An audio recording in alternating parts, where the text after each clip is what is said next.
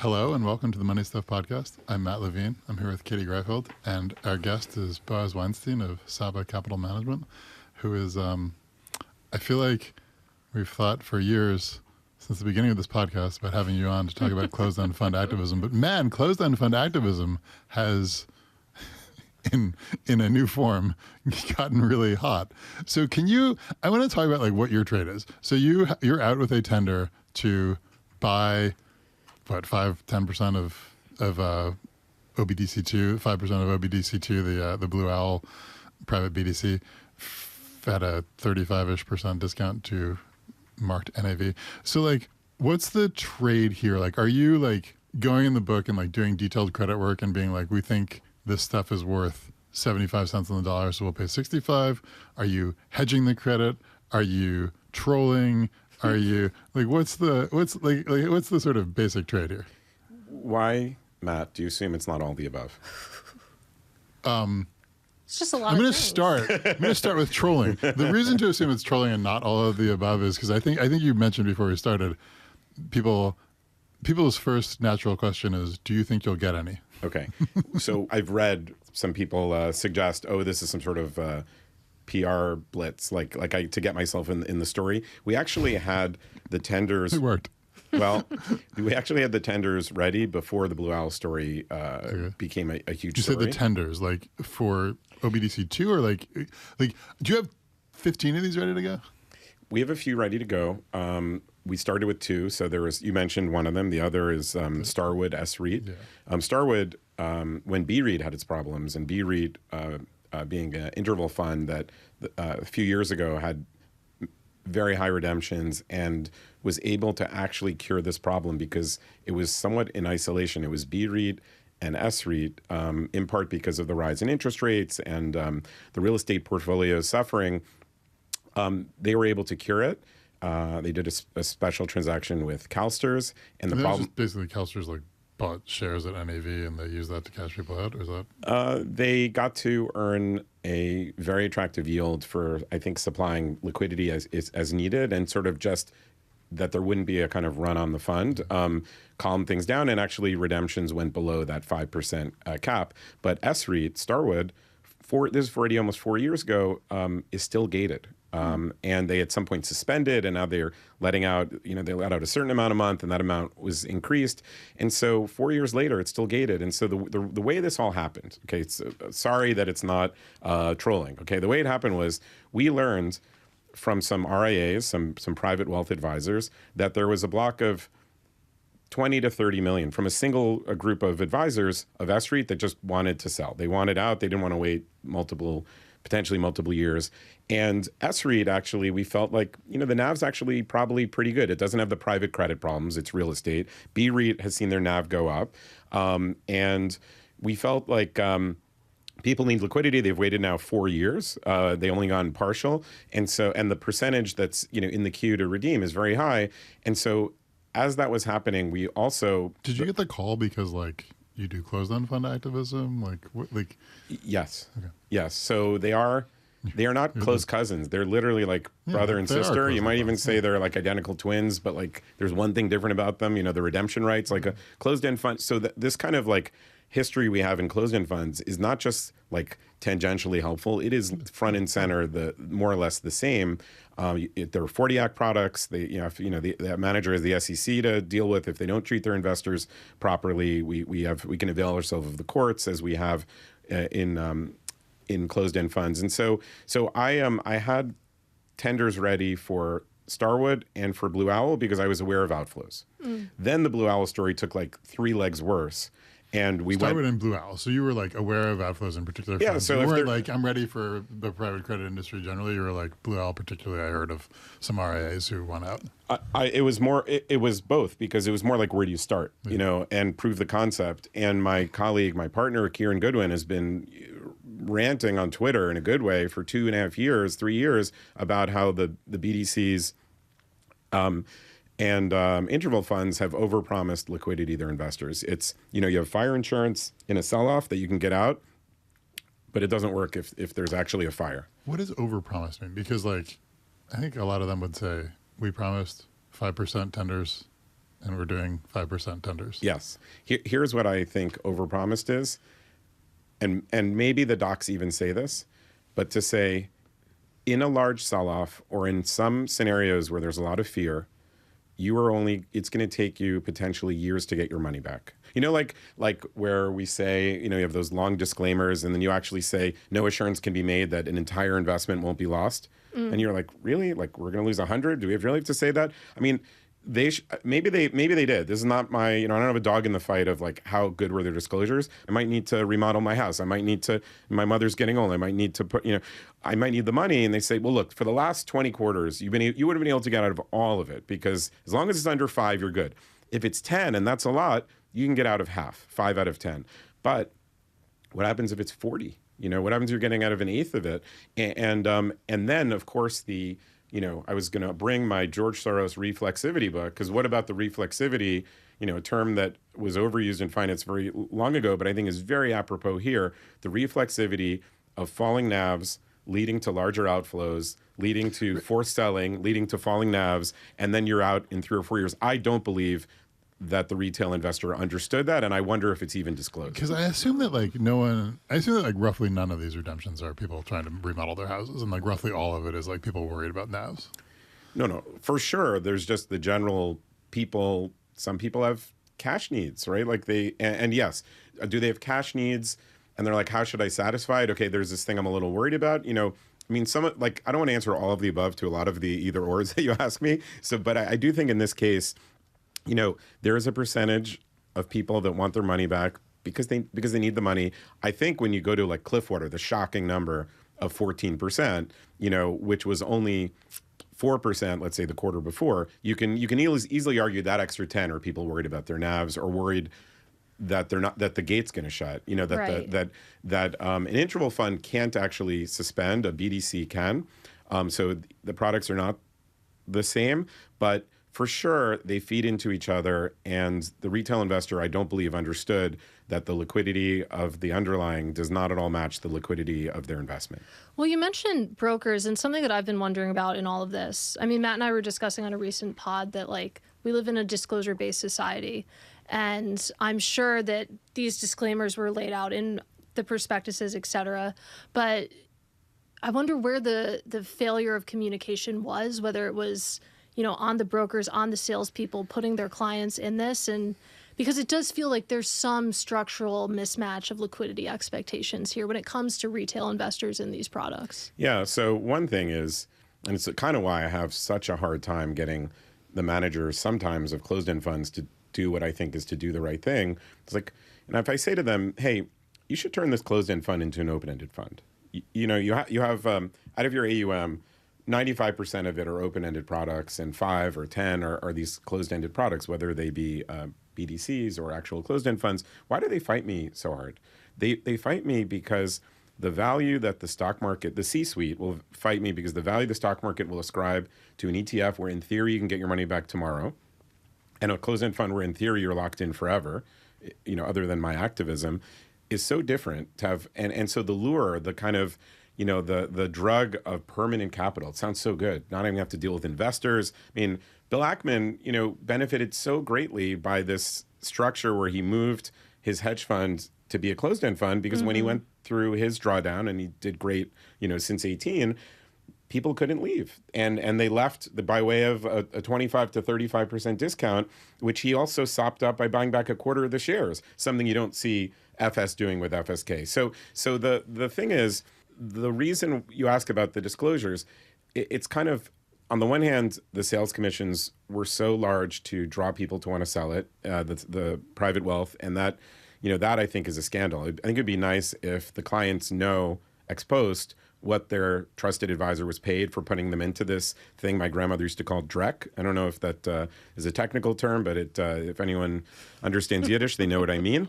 And so that, so there are going to be those questions. How much were you paid? How much? Okay, I have this thing. What were you paid? Oh, and so that's interesting. And then the second part of it, is that maybe there was some like benign, ignorance, but really, the seeds of the destruction of these products are really rooted in the desire for the manager to raise retail money But having to do it in this way where retail says, am I going to be able to get my money back? And you offer these clauses and these terms to bring them in because you want that permanent capital. Turns out it's not so permanent. And by the way, it's not so permanent because it's a 40 Act product, the board could be replaced and they could fire the manager, just as we've done in closed-end funds. Yeah, this is what I was going to say. Like when I first started writing about your tilted Blue Owl, I got emails being like, he's going to take over the fund, replace the manager, get the fees. I feel like with the 5% tender, that's not like top of mind, but is that like a possibility for some of these? Like these seem big and I don't know. Drawing from the lessons of closed-end funds, in the same way that retail was in some cases sheepish enough to buy what was sold to them. They didn't call their broker, as I've already said in a prior podcast, a famous president of a very large fund said these products are sold, not bought.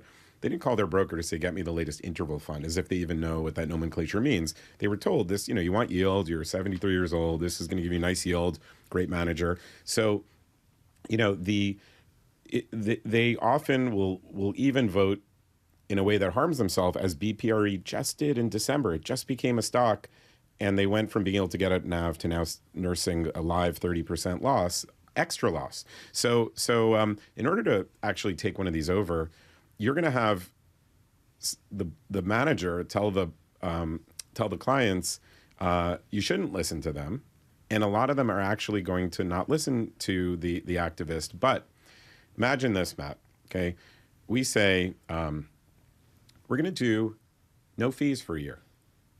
Okay, how do you like that, client? And then, as long as the fund is below a 30% discount, all cash flow, we will buy it back in the open market. So, okay, yeah. You really want to talk about publicly listed closed-end fund activism, but I want to talk about OBDC too.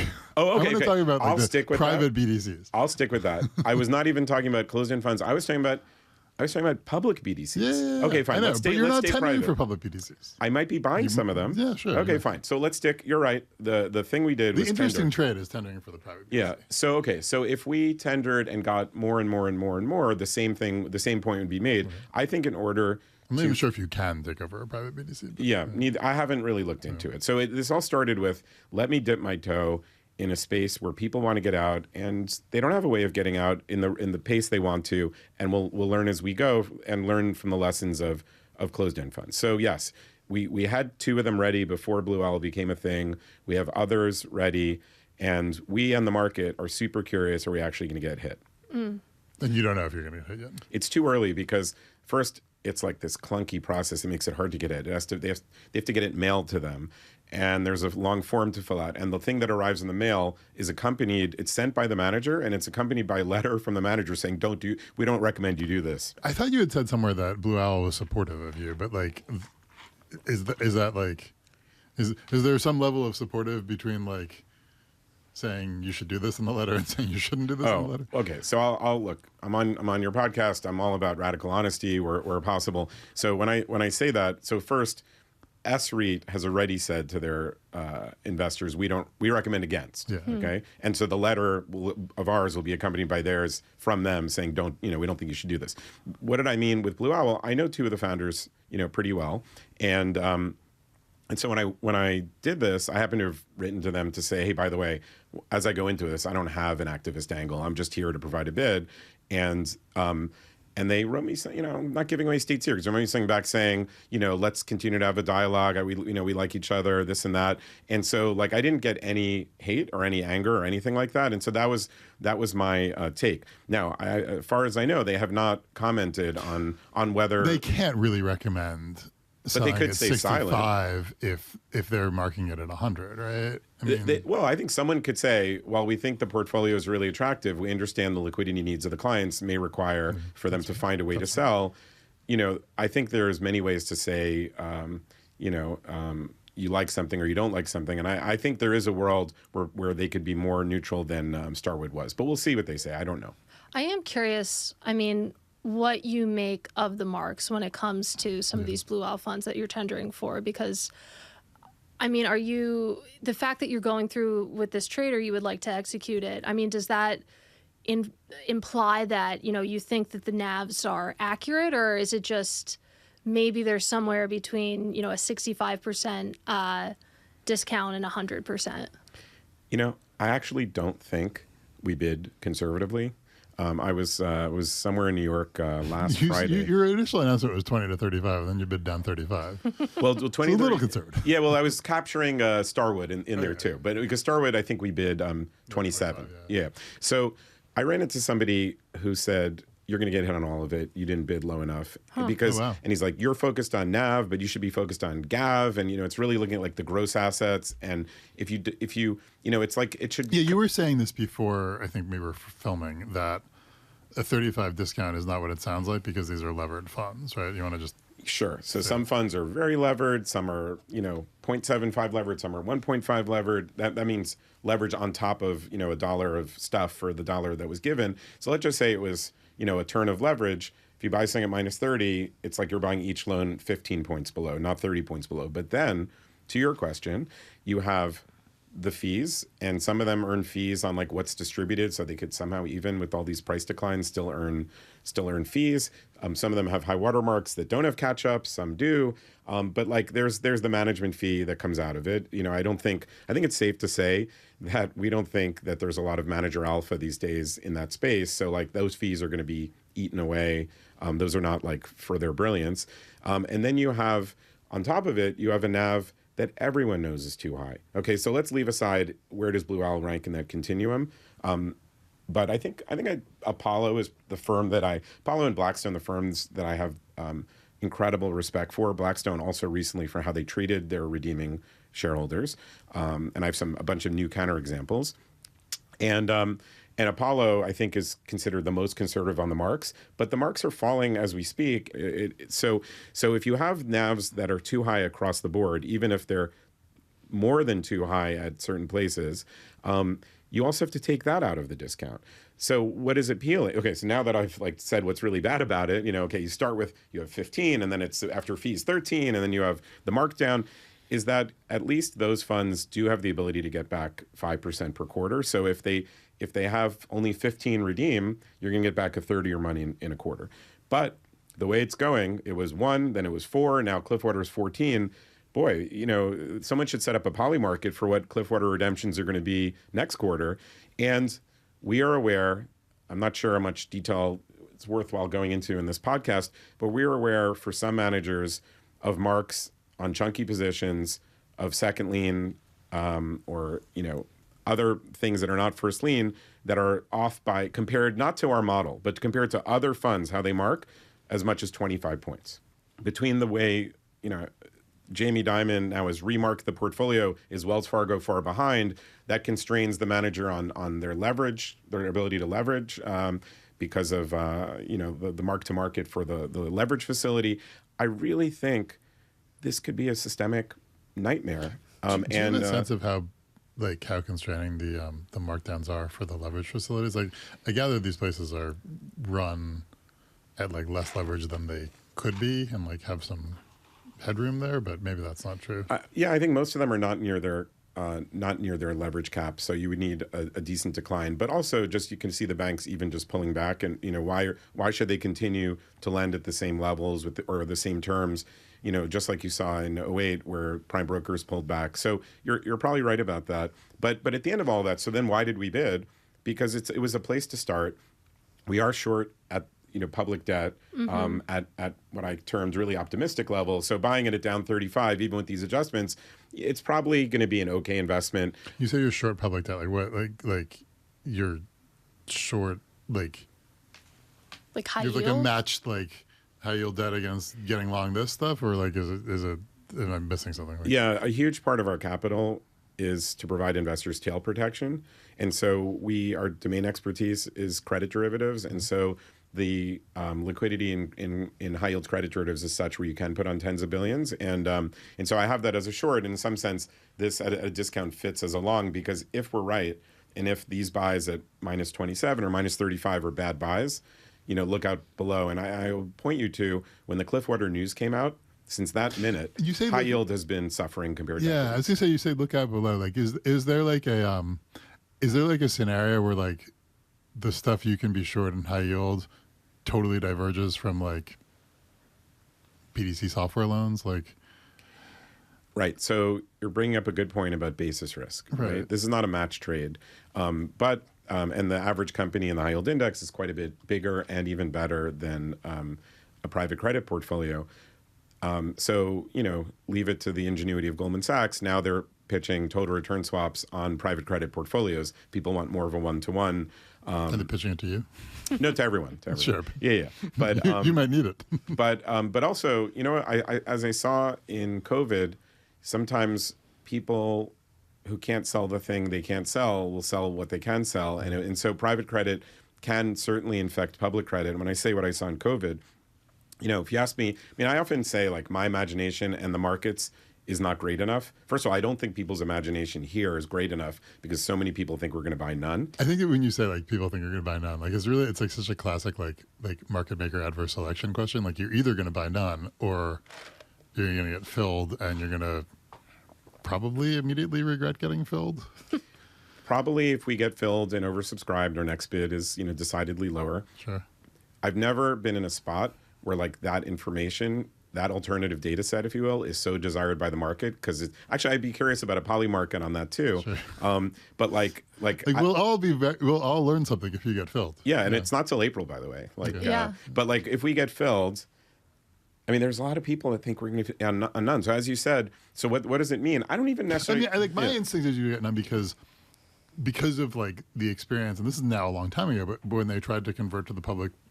When they tried to convert OBDC2 to a public BDC, which was like the public BDC was trading like down 20% something, and the shareholders revolted. So I like extrapolate from that to like the shareholders certainly don't want to sell to you down 35%, but that was months ago, and and I think the difference is the collective will of those shareholders versus the individual action of because again. You couldn't get 50% to vote for it, but can they get 10% to sell to you? Yeah, there are going to be some people that actually think our bid is high and will sell to us, and there are some people that think that they actually really need the money, or they're afraid of marks coming down or getting gated worse. So I would say I don't know. Like I don't know. Like I'm going to wait. Also, the form in which it occurs, it makes it hard to get filled. But I'd be surprised if we didn't get some.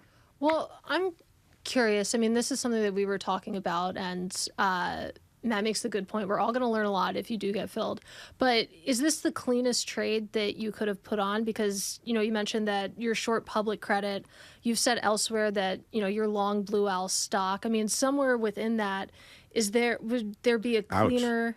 That it's a clunky process. It involves mail. There's scary letters being tossed about.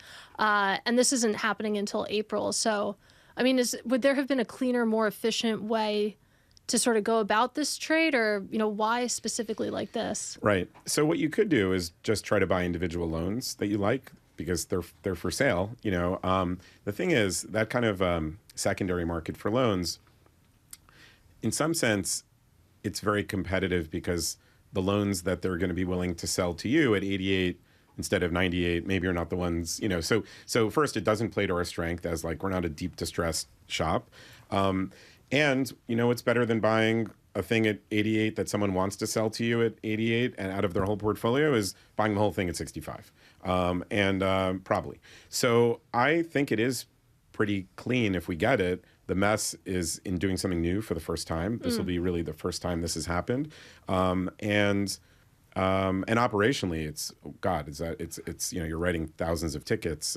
Some of them are really small size if it happens. So I think the danger is we're early. Like we're going to lose money on this first trade. If you get it, like how do you get out of the trade? Like is it like you put in your 5% every quarter, or is it like you like call them up and cut a deal, or is it you just hold it until 20 years? Or I will be in line like everyone else, and I will get my 5% a quarter. You do that because like clearly you think value is somewhere between 55 and 100. 55 and 95. Yeah. Now, by the way, one thing I learned my first year at Goldman Sachs as a summer intern is because I didn't know much. I knew that like if you have a coupon of 8 at a par and the price goes down, the 8 goes up, your yield goes up. So now let's think about it in the context of this fund. your yield, instead of, getting 7% at 100, you're getting 11%, or 10.5% at You're 65. clipping your checks from Blue Owl. You're getting an enhanced coupon. Let's hope the NAVs don't come down so quickly that you have, principal losses. So I'm going to ask you, okay, so there are dentists who are trying to get out who are very bearish on this. There are you who are a bidder at 65, but sound pretty bearish on broadly speaking the portfolios of private credit.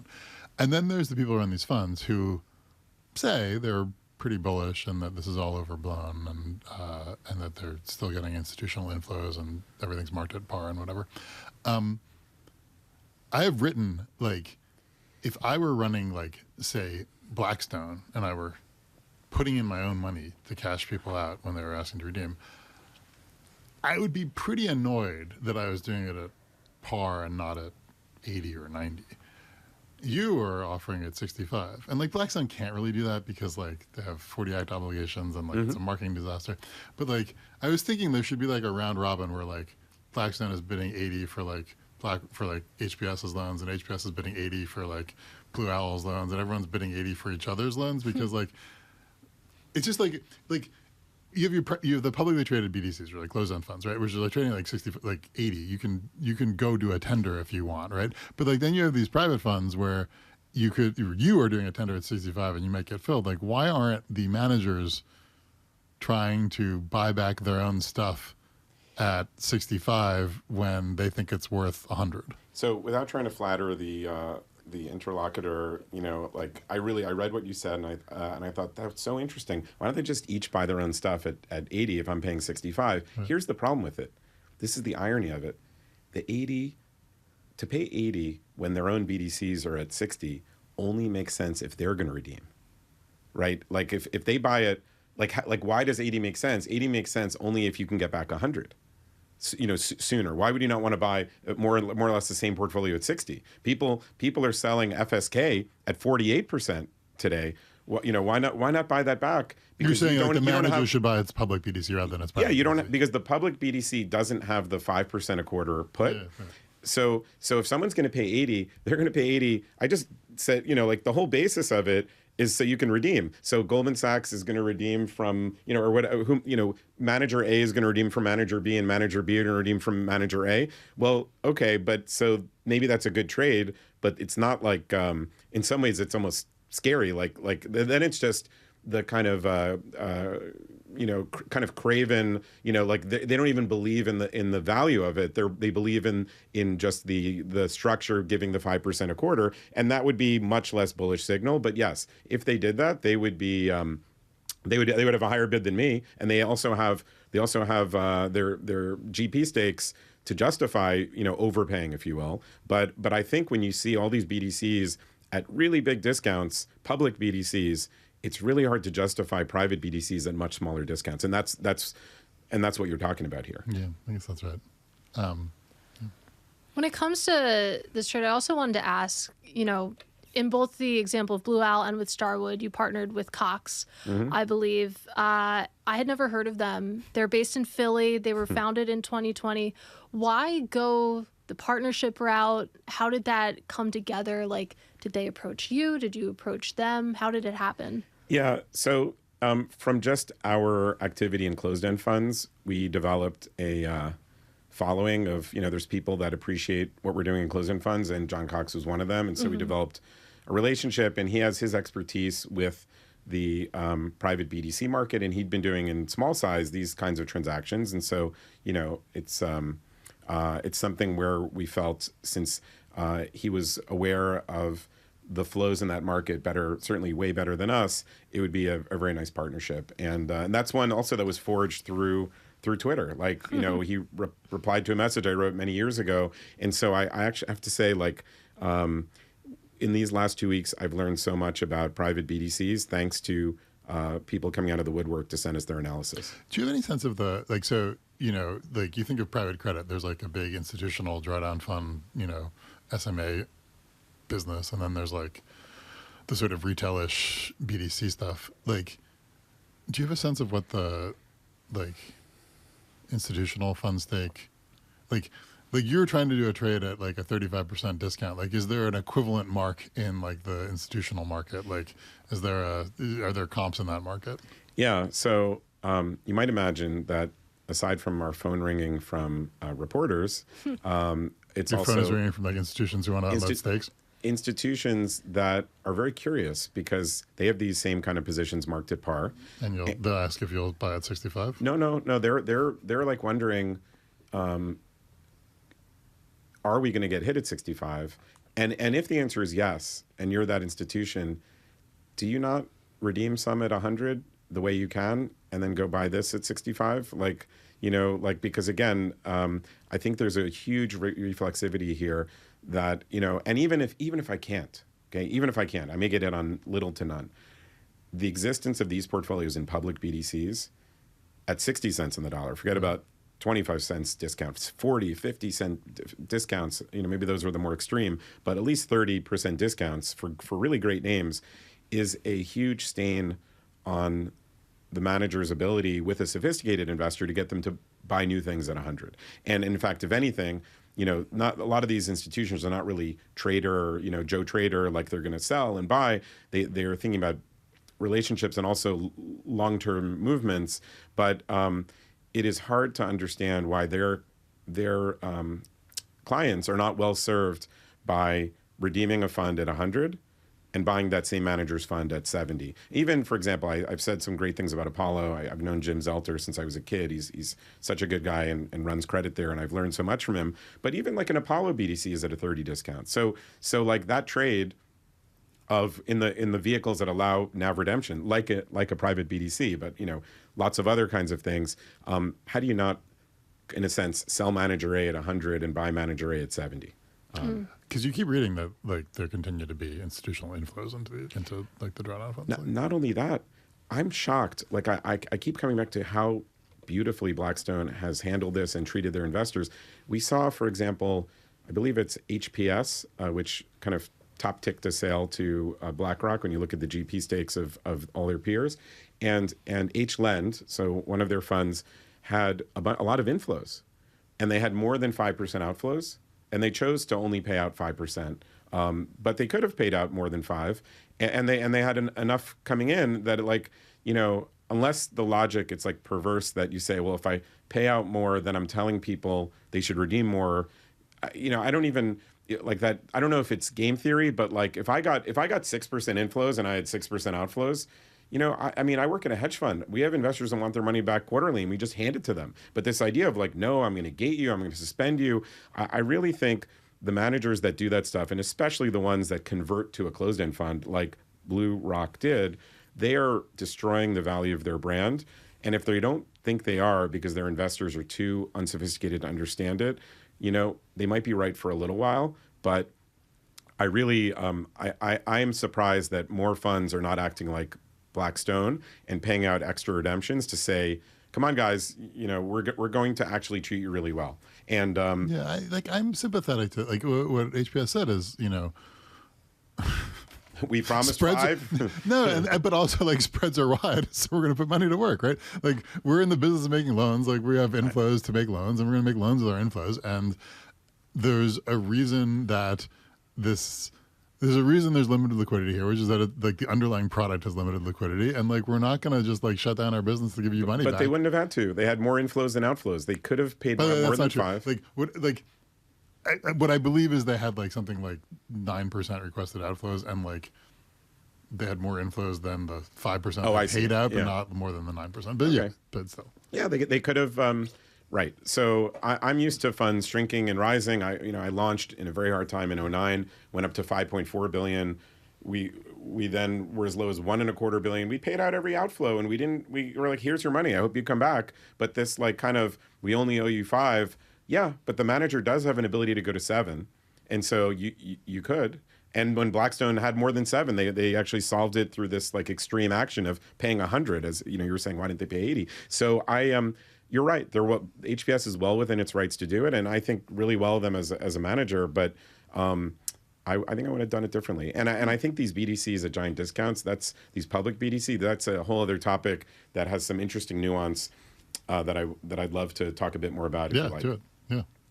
So, I'm not only making the news in this Blue Owl thing, but I'm also watching the news. And I watched this conference call, and FSK is run in part by somebody that I think very well of and worked well with at Deutsche Bank, Dan Peterzak, and I really like Dan, and I don't know whose voice was on the call. I saw this on Twitter, but basically this analyst from another fund asked so gently a question where I would in my sharp elbows from closed-end funds, I would have been a little bit less I would have been polite, but he was super polite. He's like, so your fund is trading at a 50% discount to book. You have these you have some loans. I'm going to paraphrase. You have some loans that came due that you got paid your money back. You got some coupons in. Why do you continue to make new investments when you can buy back your portfolio at a 50% discount? Now I'm going to paraphrase. If the NAV is right, that's 100% guaranteed return. If the NAV is wrong and shouldn't be at 100, it should be at 80, it's a 60% guaranteed return. So any kind of wow, I can make a new loan at 500 over and I can make an 11% awesome loan or a 13% awesome loan. So what's really going on is you don't want your fund, which has a NAV of 5.6 billion, but is trading at 2.8 billion. You don't want that 5.6 to shrink because you're paid fees. By the way, they're paid fees on NAV. You invest in these funds at this discount. They're paid their fee on basically twice the price. You don't want to shrink. And so when they don't go into the market and buy back shares at a 50% discount, which is 100% to the upside, because they want to make a new loan at 12%, greed is laid bare. Yeah, I mean, I get that. I wonder, I feel like the last 6 months until the last 2 weeks has been a lot of talk about retailizing private credit. And if I were a big manager, I might think I want to have a big listed retail private credit permanent capital vehicle for the long haul to put into 401ks to be my flagship public vehicle, and earning 100% return by shrinking that down to where does it to nothing? Where does it end? Yeah, is short-sighted. We're in a tough optical period for retail private credit, but if your long-term vision is you want to have a huge permanent retail private credit vehicle, then buying back shares hand over fist is the wrong move. Now, I take your point that maybe it's the right move because it's shareholder friendly and accretive. Hand over fist doesn't mean buying back 100% of the shares. Yeah. If you said, I'm going to have a fee holiday because we're so sorry that your stock's gone from X to 0.4X, we're not going to charge fees for a year, and we're going to take all cash flow and buy back stock as long as the stock is at least a 30% discount, and we're going to do that for a year and at least up to 25%. Okay, then they know they have 75% left. Okay, but in doing so, they would be raising the NAV point by point by point, which would make the discount even bigger if the stock didn't go up. Okay, because the NAV would be going up, and so the discount would be. So they actually, for buying back 25% of the shares, may only shrink, in my view, 10%, 15%, but they would have been a manager that did the right thing. They raised the NAV up, which would raise the price up. And I've seen, so this is where my history with closed-end funds is so useful. I saw my friend who runs Neuberger Berman do that for a high-yield fund. And that fund, after they did a tender with us, which was very hard to get them to do, that fund was able to issue equity.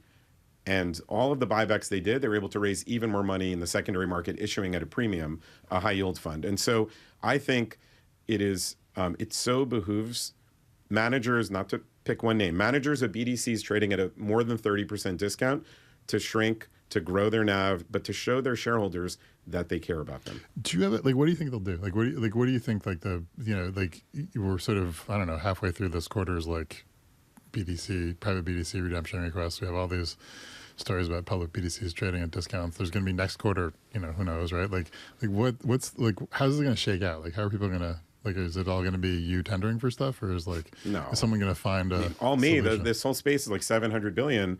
I think that the kind of rolling that there isn't uniform, everyone on the same day, votes. So Blackstone, maybe because they were the best manager, were able to give, or one of the best managers, were able to give their investors the least amount of time, and so the investors had to notify the Q1 redemption at the earliest date. So Blackstone was the first to announce because they have that brand. I think if Blackstone had not announced 7.9, there would have been less redemptions with everyone else. And Like, I think it clearly, like, everyone sees the last one. All right, and now people saw Cliffwater, and Blue Owl is still open for redemptions. Right. We'll see. So, and once you go to like... Yeah, and then what do they do? Like, you get 15, 20, like, what do you do about it? Well, so let me argue against because myself. there's the HPS example, which, like, a lot of people in the private credit space were like, that's they did the right thing in a liquid product. Okay. I know you disagree. Well, look, no one made me the head of these firms. So that's just my opinion. If they're just going to pay out 5% a quarter, and those redemptions are going to keep rising as they did for example, Starwood, they're going to have a multi-year problem where it's also going to be hard to raise new funds, and then they're going to be exposed to what's happening in private credit. And again, I don't have to be a Merlin to know that the NAVs are too high at all of these funds. And they're not only too high because it's too hard for them to mark them down. Like they'll mark down what they observe and then they'll do some like matrix pricing. But JP Morgan just marked everything down. So doesn't everything then have to come down? So I think that really if the idea is just pay out the 5, okay, so there's going to be this huge queue. And let's hope things stabilize. Blackstone was able to stabilize BREIT beautifully, and maybe it doesn't become as bad a thing. But at the same time, you see all these forces together, from the default rate rising to the kind of NAV recalibration. So it's not hard to see it getting really bad. And so I wanted to at least say, like, on the one hand, when finally the bottom comes in, this product will be really attractive, just like in 2008.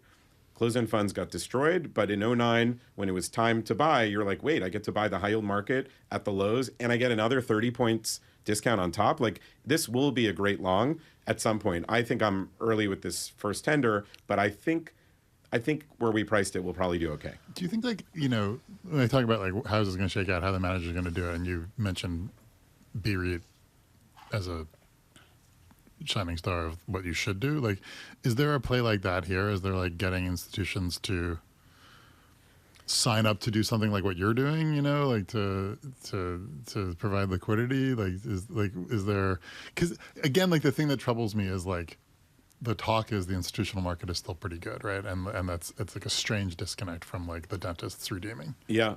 I mean, if only there wasn't that pesky thing called public BDCs, right. And we could wonder about the thought experiment of Saba bidding 65 cents when there's the real world examples of tons of stuff at 60, 55, right. 65, 70. So like, yes, you can have this kind of cognitive dissonance where the manager can still raise new money at NAV while their old money is at, from smart investors, Mm-hmm. while their old money is at 70, because someone has a bucket to make new private credit investments, but they don't have a bucket to do BDCs because they don't do tickers, they don't do mark. Right. That gets to another thing. Back to one of your recent guests, okay, who I have like huge admiration for. Like, I think, if I had to be like on a desert island with somebody, I think it's Cliff Asness, okay, and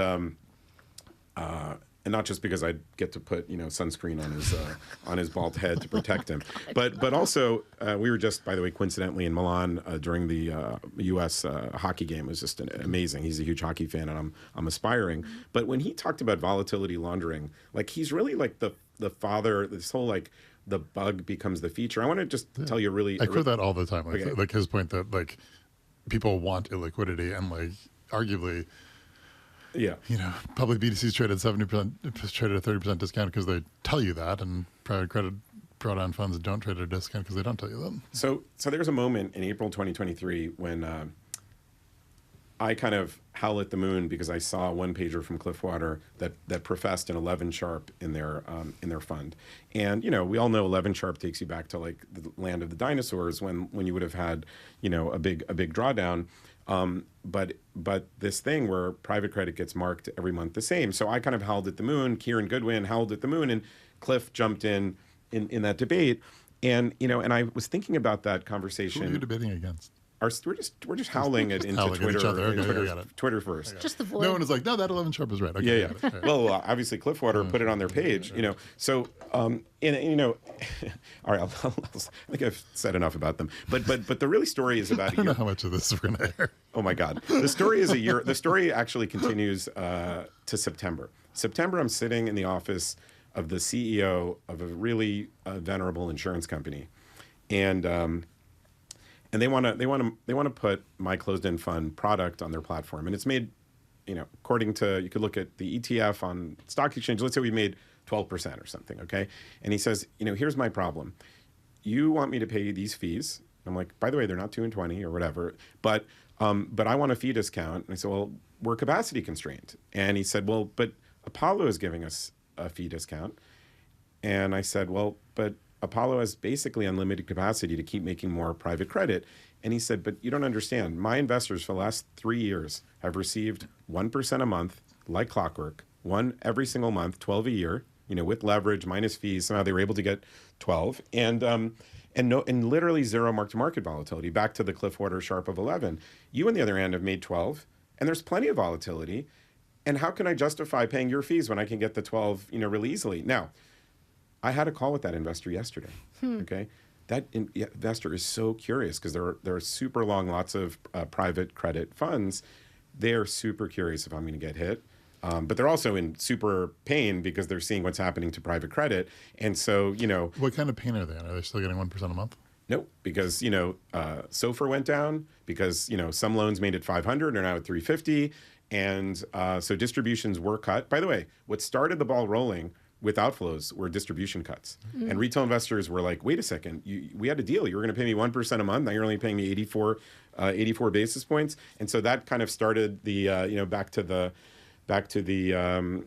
quote, no snowflake ever believes it started, it started the avalanche. And so that investor is now facing, the First Brands default, the Tricolor default. And so there's the problems of defaults, the problems of mark-to-market write-downs, the problems of outflows, the problems of lower SOFR, although so far the interest rate market is not pricing much lower rates despite the recent market moves. And so that thing of volatility laundering, which is like just about the best 2-word quote to talk about what's wrong with Wall Street ever, is like, that should be the title of what's happening here, is that for too long, the problems were masked, and now the curtain gets pulled back, and Cliff was absolutely right.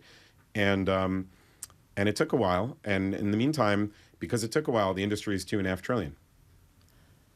Something I'm curious about is the path forward for you, because, okay, we'll find out in mid-April if you, get hit at 65, maybe you'll get oversubscribed, which would certainly be informative. But what happens if you don't really get any hits? Like, do you then raise your bid? What is the path forward from there?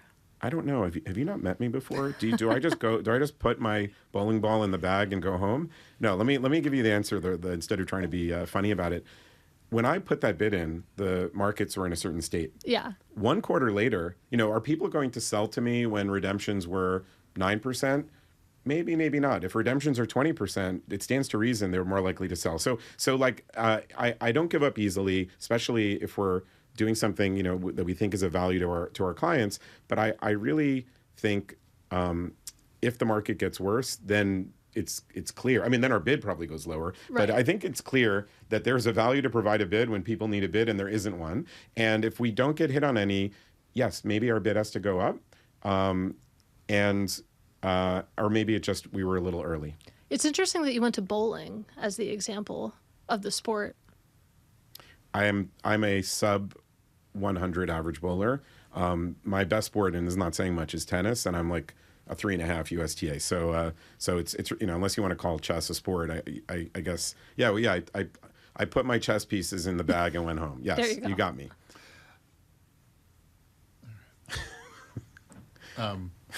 I stunned you. No. Stunned silence for the first moment. I do want to ask about DATs, but we're running up on time, so let's talk about DATs. Oh my God. DATs, digital asset. Talk about a car crash. Well, let's talk about the car crash. There's a bunch of DATs, digital asset treasury companies, that are trading at discounts to NAV right now. Would that entice you? You seem like a busy man, but... Well, look, there are a couple of things that no one would disagree with about the crypto market. One is that various less than white shoe characters are present in it, as evidenced by the number of that have gone to jail, been released from jail, thanks to some donations or otherwise. And so that world it has some really ethical, awesome people, and then it has some others. And I think one of the issues for us with DATs, which we don't have with closed-end funds, is that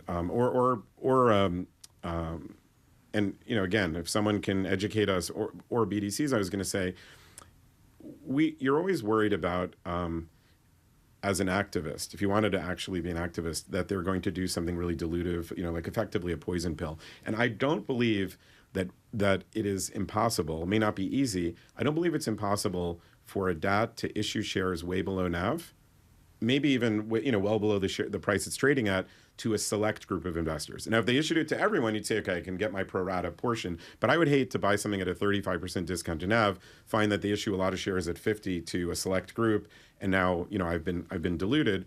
We saw the threat of a poison pill on a closed-end fund that we owned. We went to court. The court sided with us, but the manager did it for 4 straight quarters, and that was a closed-end fund. The second thing about DATs is that just because like a DAT is not a 40 Act fund? I'm not sure, but I believe they can. Because it's not a closed-end fund. Closed-end funds, they cannot do dilutive offerings without offering them to everyone. And then the second thing is all right, it's one thing for Elon Musk wanting to pay himself $1 trillion, but I think a DAT can decide it wants to pay its CEO a lot of money and have a hand-picked board and basically take money out that way. But I would say, one of the cool things I think about your job is you can always go to where it's hot and interesting. Yeah. And I would say that's also one of the cool things about my job is I'm supposed to stay in my sandbox, but my sandbox of RV and mispricings, it doesn't include, what was that company called? MoviePay or MoviePhone or whatever. MoviePass. Yeah. MoviePass, that was a fun one that I just was a reader about. But what's, I think one neat thing about this space is the ability to break new ground or do something new in a space that's central to a lot of investors, as evidenced by the size of the market. So I am really enjoying kind of exploring the creative side of trying something new. And let's hope, I'm hoping that it doesn't lead to nothing. But if it does and we don't get hit, it's not the end of the world. But I'm really enjoying rolling up my sleeves and learning about this space even more deeply. Right. And if you do get hit, you'll be a little more nervous. It's not that big. Yeah, by the way, if I get hit and things change a lot, I'm happy to, come back on or whatever. I think what's neat about this is this story will continue to be a story. I don't mean my part of it, but the private credit market, this is the story. Mm. Yeah. You're going to keep bowling. Keep playing chess. My big takeaway, I want to launch a shop called Black Owl. I feel like that's the only, iteration that's only left. White space, only blue space. Cool. All right. That was the Money Stuff podcast. Thanks to Boaz Weinstein for coming on. Thanks to both of you.